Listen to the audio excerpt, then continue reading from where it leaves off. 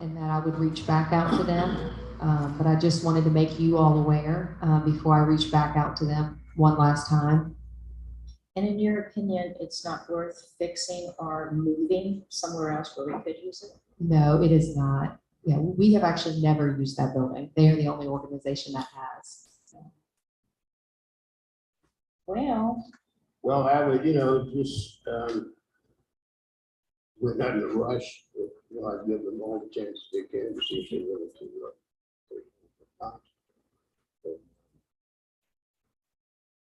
If you can't get a decision from them that's positive, then I would make a motion that we give Johnson. should we give them till Thursday to give us an answer? Is that too soon? I mean, I'm comfortable giving to the end of the month, just to kind of get a plan together, organized. If they, if they want, there is a lot of work that needs to be done. So I'll just reach back out to them and see if they're interested, and kind of let them know that if we haven't heard anything back from them by the end of the month, then we're going to probably move forward, go ahead and. If you give them 30 days, so we don't have to take it. Well, that would be my motion then, to reach out to them. And if they don't get back to the end of the month, we'll just go ahead and I'll second that. demolish it. That is everything that I have for you guys tonight. Motion to adjourn. I make a motion, we adjourn. Second. We're adjourned. Thank you. Thank you.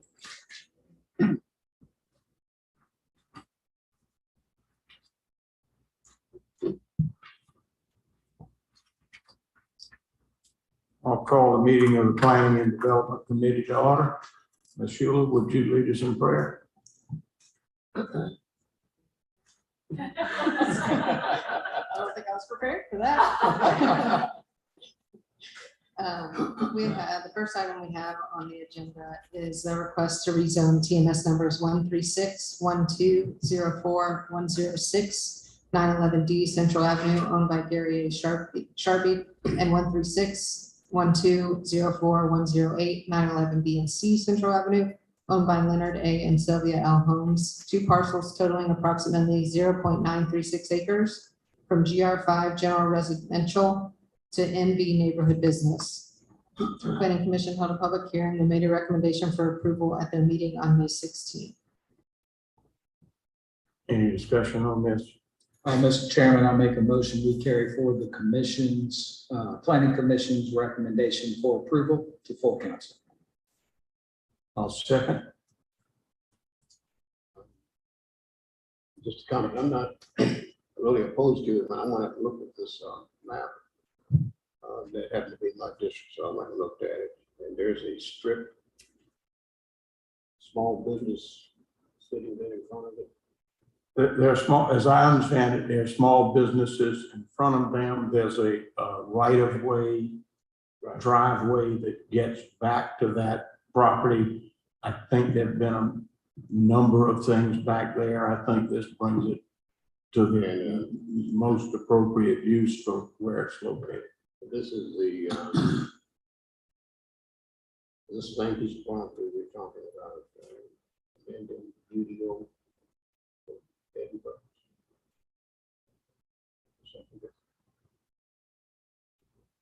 I'm sorry. Okay. All right. Well, I think I've got that wrong, but when I looked at it, it says businesses in Yeah, front of it. there's a small strip center, and the only way to access these two properties is through the drive-through of that small strip center. There's an access easement there. All right. I don't have any other comments. Okay.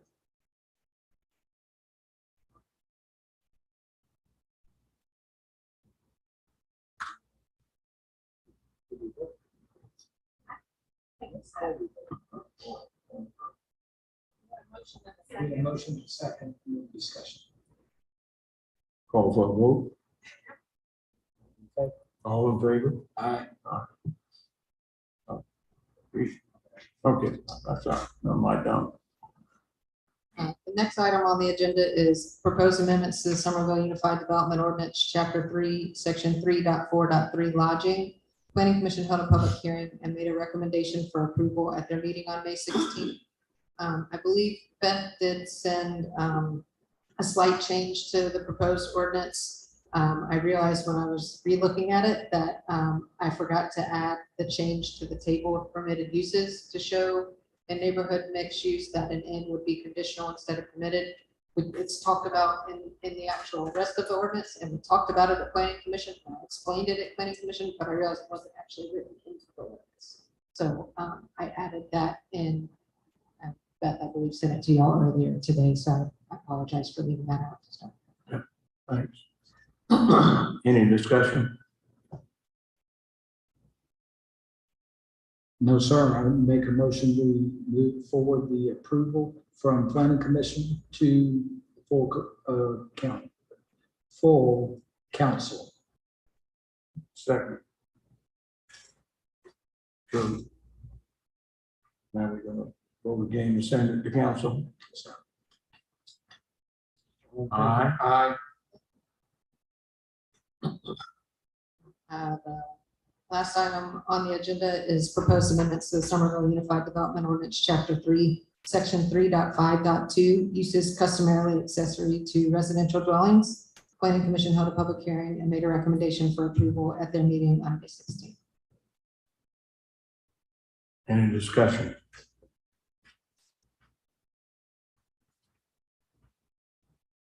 Make a motion, we move forward the recommendation for approval to full council.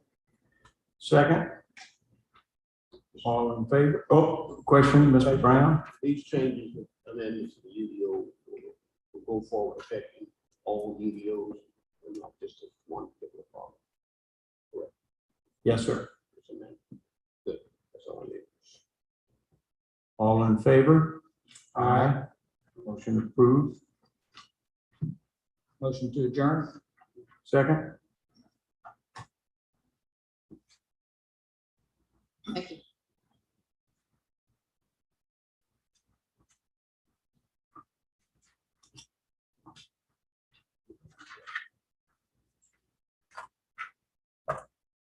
Okay, we'll start our Public Works and Committee on Water Supply. The first item, so as we discussed last month, 22 stormwater ordinance dealing with pervious surfaces and how we count pervious surfaces. Not sure where to begin. I know y'all received a revised ordinance this morning from Councilman McIntosh, not here. Reading that, seemed to me it was incomplete. You read the, you pull it up. Yep. Please. Yeah. Where the changes from 100% to 75% pervious, read it on, will not count against any total impervious surface, impervious percentage on site, will be considered impervious to determining hydraulic well properties. That rest of that sentence conflicts with the number 75%. Really read it. So I think that causes more confusion. A bit tricky for that. Wait. This is more your expertise. Well, one of the questions we had and part of the discussion last time was presenting information regarding the types of pavers and their perviousness, Right. so that we could see how reasonable the 50% was. I think the intent, and I don't want to speak for Councilman McIntosh, but I think his intent was to prevent a resident from having to hire an engineering firm just to get a permit approved through the town for something relatively small. I think that's what his intent is, and I agree that we want to prevent that if at all possible. Right. And we established selected 75% because the regional document out there that says pervious pavers, new technologies, kind of 70%. We have some examples of permits that have been submitted to the town, all residential, that's where our issues are coming from. Can you pull one of those up? Sure. Which one would you like?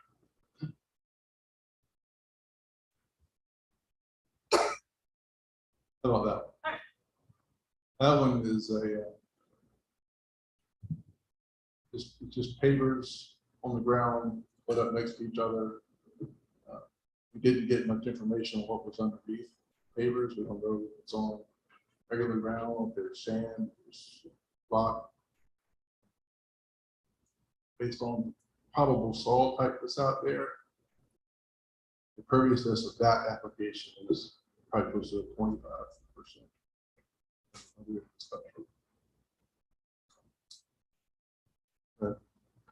Good look, soil map. Soil map.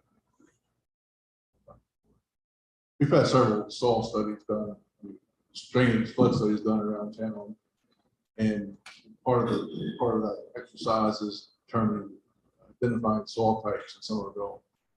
There's 4 types of soil type, hydraulic soil types, A, B, C, and D. A being the best, it drains best. D being the worst, has low permeability. Much of Somerville was covered in C and D type soils.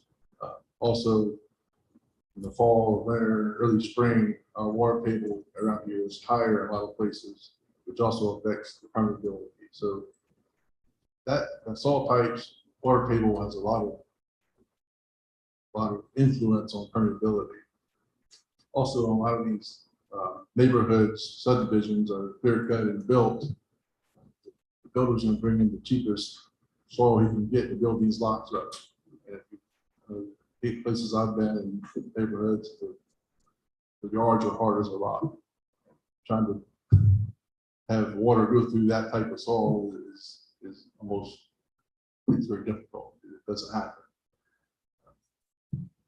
That's kind of what we're dealing with, applications are dealing with. You go to another application, you want another permit.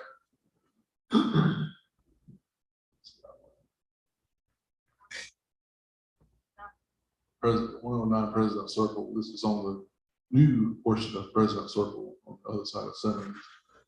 This one was actually the homeowner applied for to take out the old concrete driveway, install a new pervious concrete driveway, and a patio or a deck on the back. Was found out that the homeowner actually installed a new impervious concrete driveway and built a covered addition on the back of the house, and that was a code enforcement and it addressed that way.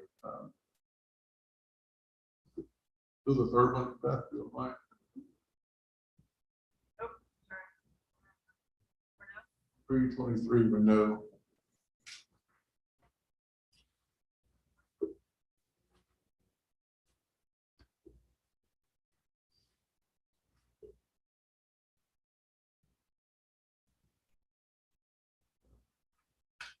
You have 97 Creek Bend. Oh, no, that one. That's two what we're dealing with.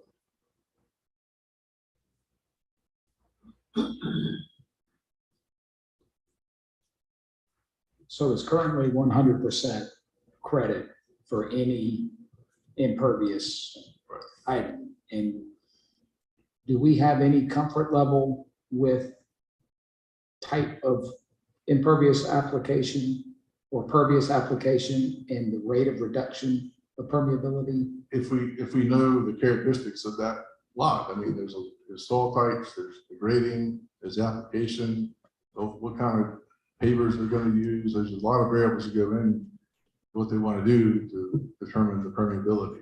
And we're not asking anybody to hire an engineer. I mean, I staff truly believes 50% is the most accurate overall rate for Somerville. In fact, that's probably a little less conservative than we need to be, but we're living to live with it. I think it's fair.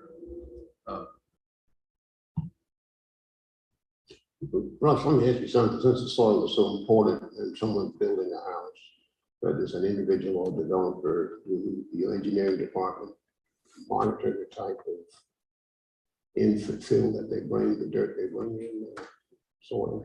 We really don't, Mr. Brown. We review the plan, the grading plan. It's built with the grading plan. We We don't spec out the type of soil we need to use to fill the lot.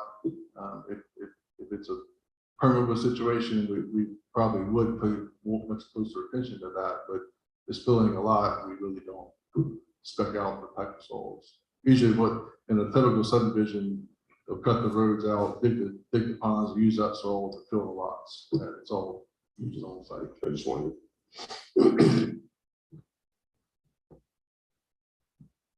Mr. McIntosh, did you have any comments? I guess I have a couple of questions for you, Mr. Cornett. As you've shown us a couple applications, one of which I guess really doesn't apply since the person didn't do what they said they were going to do. And I assume that they had to tear up their new illegal driveway and start over.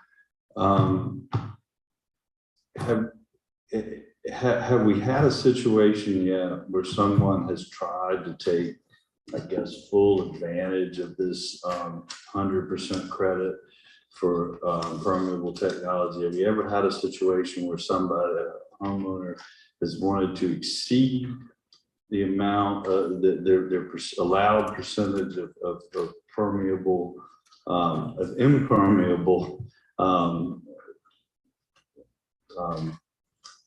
impermeability on the lot, and wanted to use this porous technology to have the entire lot be filled? Not a lot, Right. but But right now they can do that. legally they can do that. They can, Legally they can. yes, if they use this porous technology as it is now, because it's 100% credit for that technology, the entire lot can have some sort of hard scaping. But nobody's ever asked to do that. Not that I'm aware of. So I guess what I'm trying to figure out, I mean, it's two things really: how this issue came up, and then why we wouldn't just pick a number, whether it's 75%, whether it's 50%, and just strike 100 and put a number in. Wouldn't that just be so much easier for your staff, less time intensive for your staff, and just much clearer for the average property owner? They don't have to consult a stormwater manual. They don't have to understand soils. I mean, we've never had anybody try to hardscape their entire yard with porous technologies. I don't know if we put it at 75, have we ever had anybody try to exceed what they're already allowed with impermeable surface, and then use 75% of the remaining, which that would get you up to about 90%, I think, on most lots. Have we ever had anybody try to do that?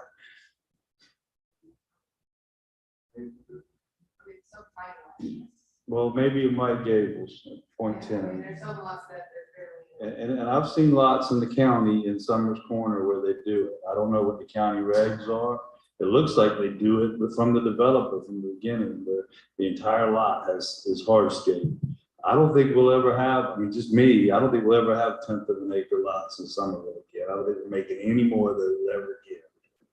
But I'm just don't understand how this issue came up and why we're addressing it in a way that's making it way more complicated than it needs to be.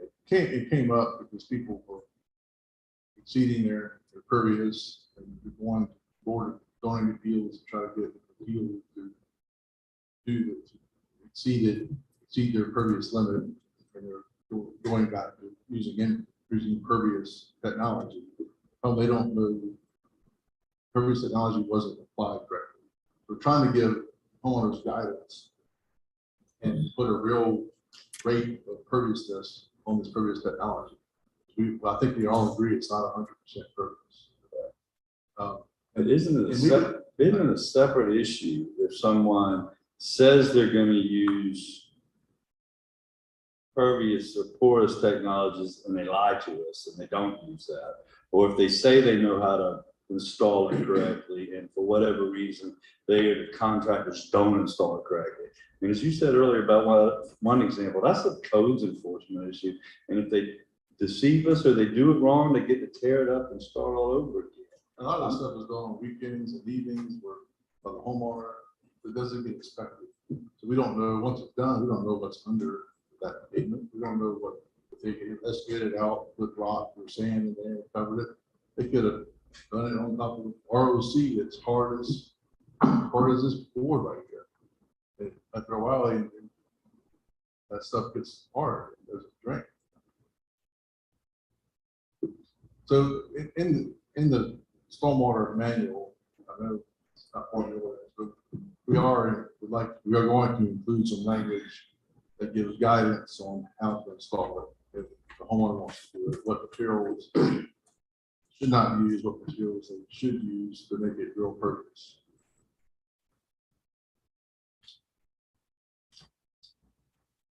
Well, one of probably the other contributing factors for why this is being brought forward is the fact that we hear so much about flooding.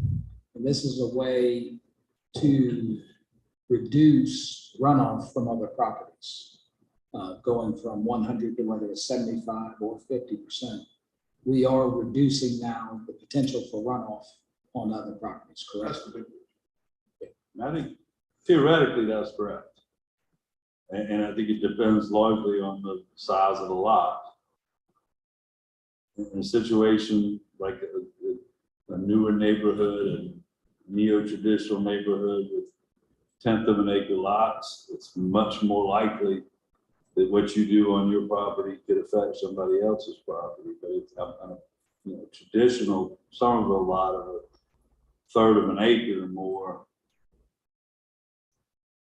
And you would have to, you'd have to do a lot to affect your neighbor with the poorest technology, I would think. But I just think a code of ordinance ought to be as simple and easy to understand and as easy to adhere to as possible. I think if you change the number in the ordinance, as you wrote it, sent to us this morning, whether 75%, would you consider 75% pervious period in the omit the rest of the sentence? Because the rest of the sentence affects any number other than 100%. You really need the rest of the sentence in that section 2 of the ordinance.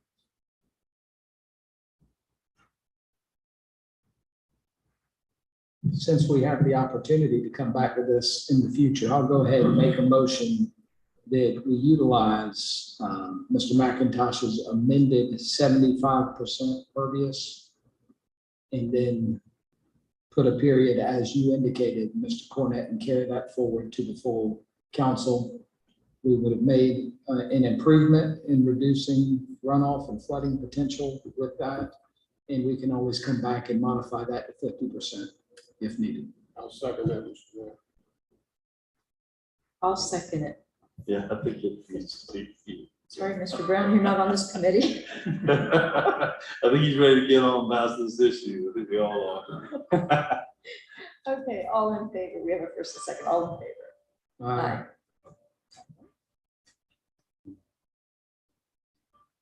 Next item is discussion of the upcoming measures on Wall Street. I think last month presented to the committee a one-way option on Wall Street from Sumter to West Carolina.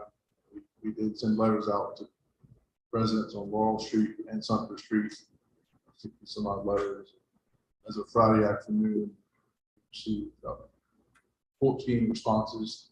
Mostly were against, 4 in favor, 1 in favor, against 1.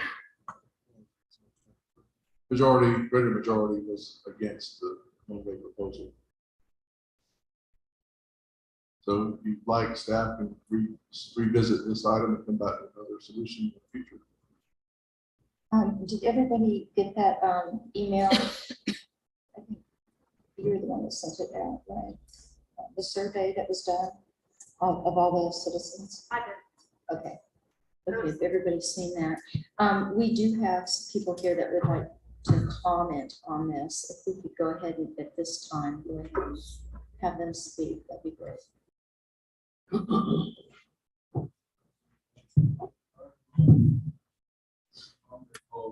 way from Wall Street, several reasons.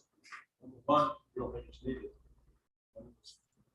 We have a problem, park first, got refurbished, parking, and it's packed. Since then, it seems like the business is worn off, not a problem. Second reason they're opposed to it, it would make things extremely inconvenient for us. I thought it would be on my driveway. I've been there for 2 years. Third reason, I think it's just a waste of money. I don't need it. I think I got my 20 signatures that I feel the same way. Appreciate you guys for helping us. Thank you. Is there anyone else that'd like to speak? Yeah, 705 South Bull Road, 2 houses down from the park. I also am against the one-way. Reasons like I was talking about. Well, we've never had a traffic problem. We've never had a low problem. We've never had dangerous. I do want to thank Gary. I know we've had no huge speed limit on there. It's hard to do. I run fast. Drive on it. It's great. The park opened. It was busy for a couple of weeks. I think that there's a news thing that I think also that the new park on that River Park. 65 open. We haven't had enough traffic in my house today. What's that company that has the street? There's no problems. So that's another reason I think. And then on top of that, I think that from a traffic flow standpoint, I think that one way, that's something that's right. That direction, that's another issue. So I think making this one way creates another issue. Addressing Sumter, down Sumter, because that's a two-way up and down.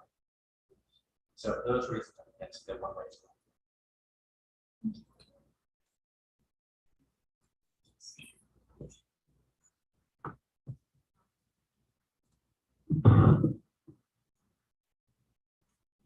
For listening to our rebuttal on this, and we really appreciate you trying to alleviate some problems. One thing that was not mentioned, and I'm just curious about it, is we have a lot of traffic. I also live south 707 South Laurel, and Danny's our neighbor, but we have a lot of traffic from the churches as well. And I just wonder if the churches have been alerted, because I go to Somerville Baptist, I go to, we've got Catholic Church, and a lot of times on Sundays, which one probably is the most traffic, those are parishioners of the churches. And I just, feel like this would be a very detrimental to both Somerville Baptist, Catholic Church. I don't even Presbyterian Church, there are people that park on the street, but I know that you're talking about changing it at that corner. And I have spoken to several people at Somerville Baptist, and they were very concerned about it. And that's just something I thought we should look at it, please. Yes, I agree with everything they've said.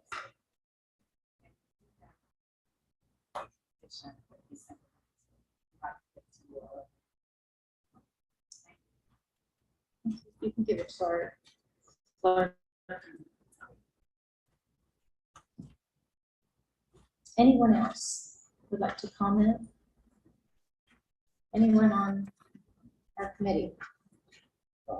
Madam Chairwoman, I'd just say that I think that the initial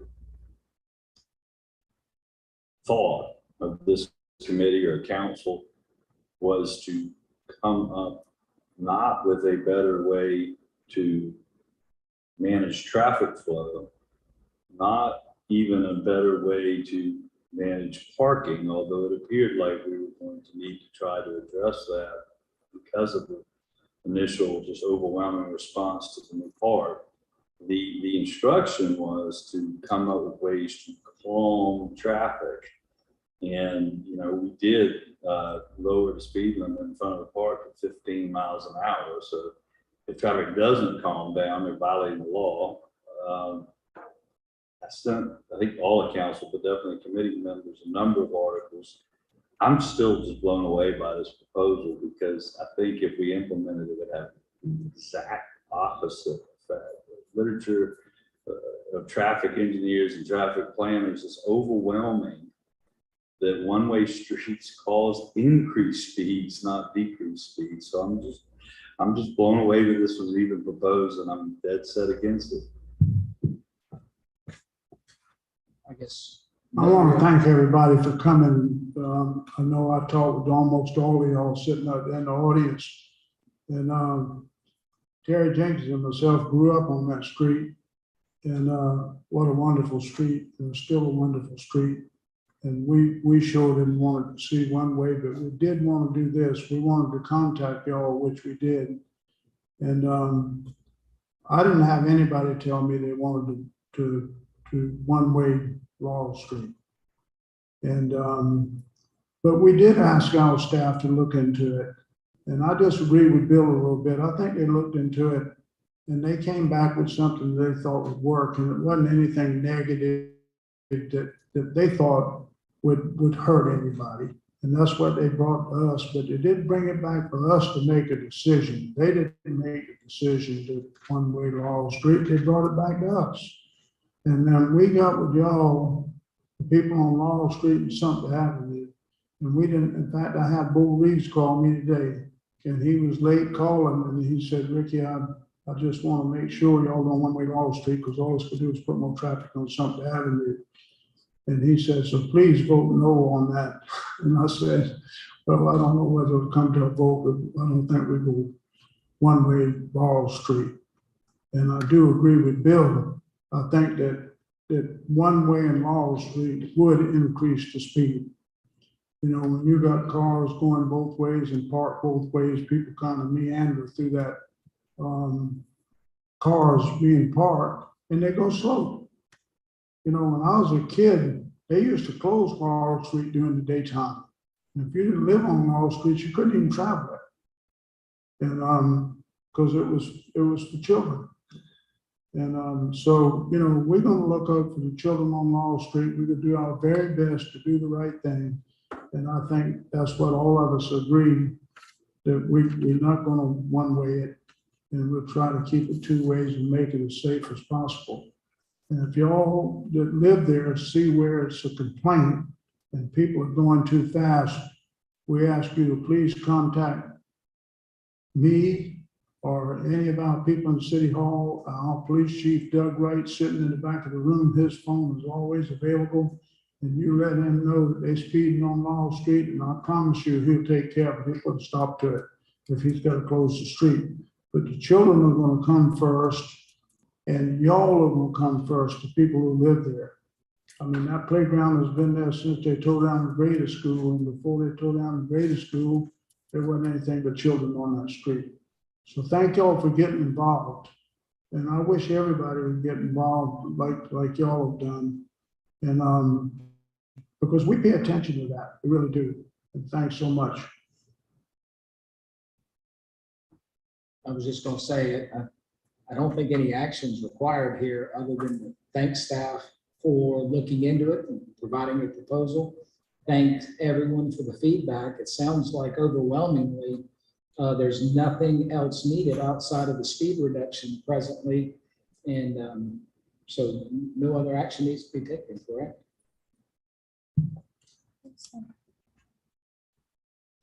All right, is there anything else for our committee? Do we have a motion to adjourn? So move. Second. All right, all in favor? Aye.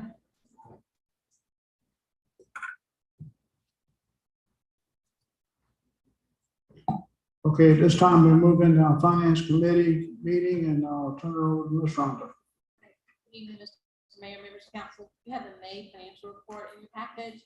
I'll go over the summary first. Our revenue for the month is collected just under 1.9 million, brings our year to date to 30 million, almost 5. Still short on what we budgeted for the year by 12 million. We still have June's activity, which we are expecting some significant items to come in June. For our expenses, for the month, 2.6 million, year to date, right at 38 million. Brings our deficit to, right at 700,000 for the month and 7.7 million for the year.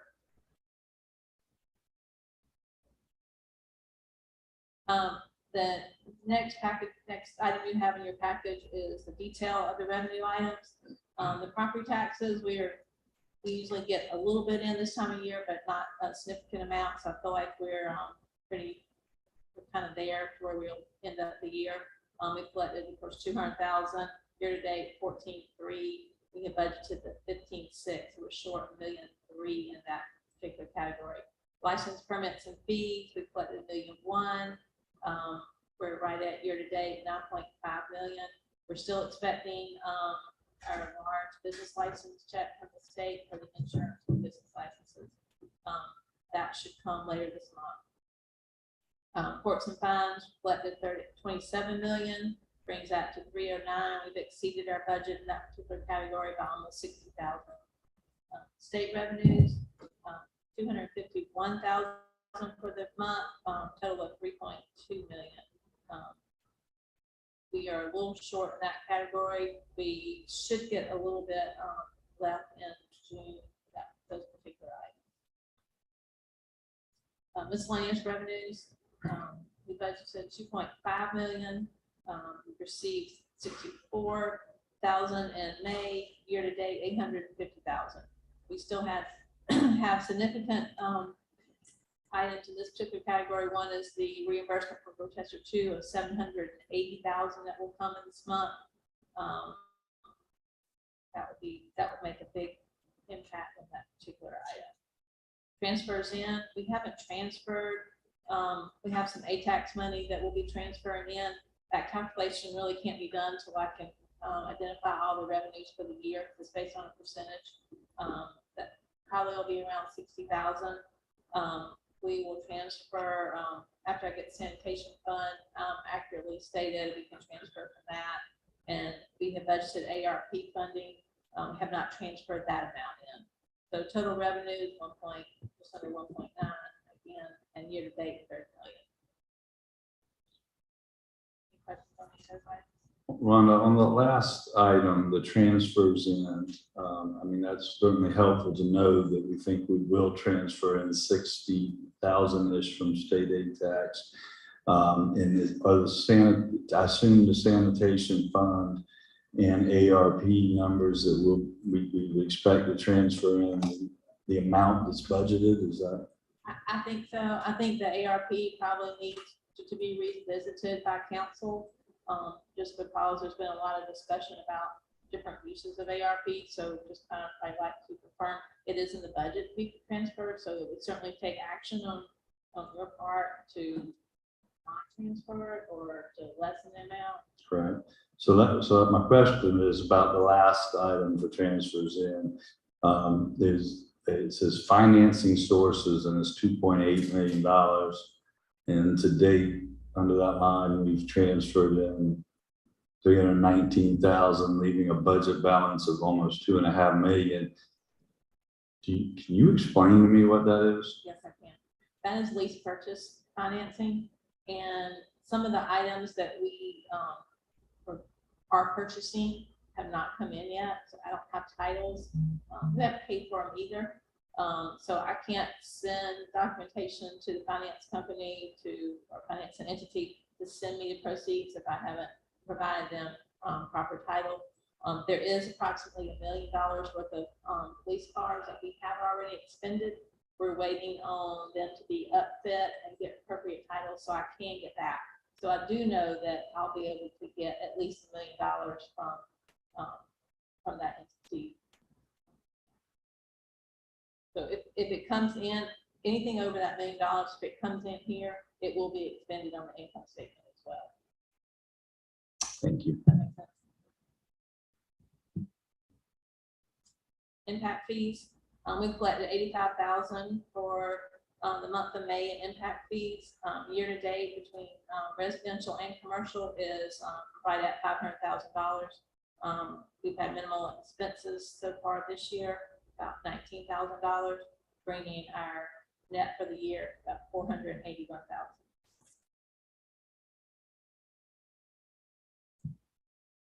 Hospitality tax, year to date, we have collected 4.8 million in hospitality tax, tax revenue, and some minimal grant money. The expenses of 4.2 million includes the transfer to the general fund. So at this point in the year, we have a net revenues over expenses of 566,000. Local accommodations tax, we have collected year to date 350,000. So we budgeted this combined last year. We budgeted 3.9, we collected 5.1.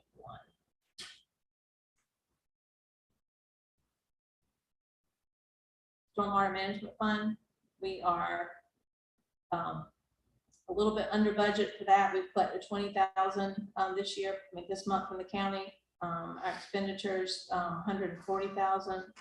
Let's say year to date, we are 135,000 to the good. We'd actually budgeted a deficit of 244,000. But we expect that we'll have a little bit more revenues this month, but not a lot. Any questions about that? Anything else?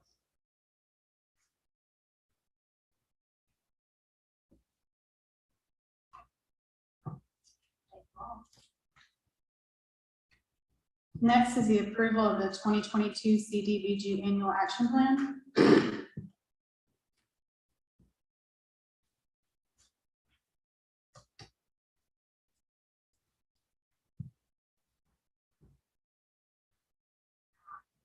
I know you guys already got a copy, so I'm just gonna run down a real quick thing. And if you have any questions, we're in our third year of our 2024 comp plan.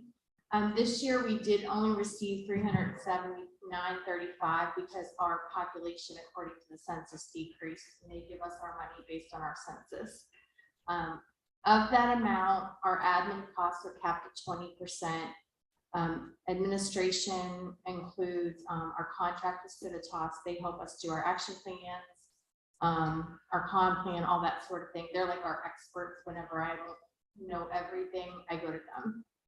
That includes our public notices. Anytime we have to do a public hearing, we have to put stuff in the Post and Courier. That money covers that, any sort of training. And this year we're going to use some of that to help pay for my salary. Anything I work on CDBG, I'm going to keep track of my hours, and we're going to use that admin money to help subsidize my salary. $200,158 is going to go toward public infrastructure, of which 140,000 of that is to design a sidewalk from Bryan Street down to Main Street along Highway 78, and 60,158 of that is to research tennis courts at Doty. Both of those projects are in our LMI area, which is a requirement as part of HUD's requirement for CDBG funding. And then our final thing is public services. That is capped at 15% of our total allocation.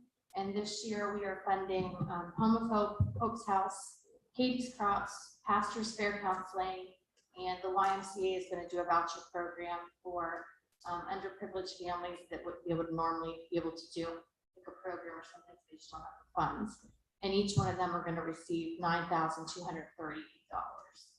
And that's kind of in a nutshell where we're at with this year's action plan. Do you have any questions?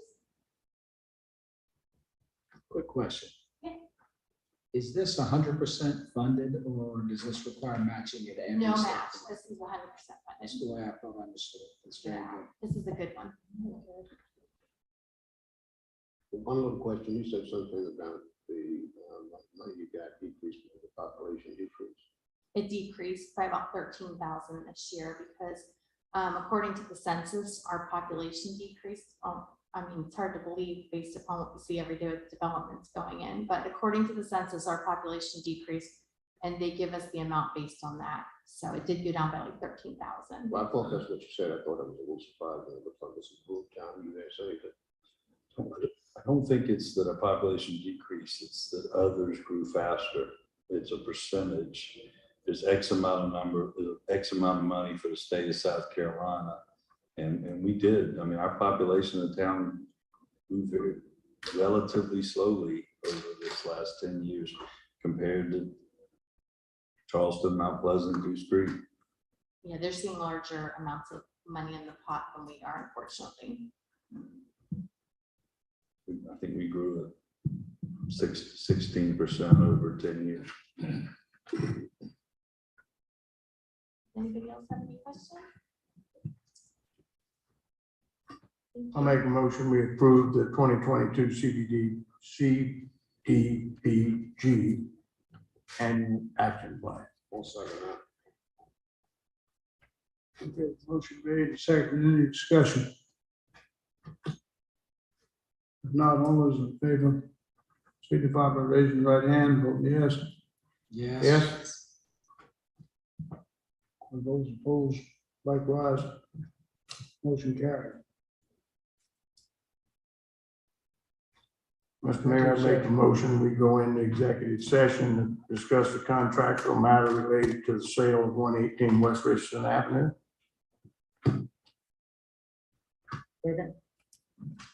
A second? Okay. All those in favor of this, signify by voting yes. Yes. Yes. Opposed, likewise, ayes carried.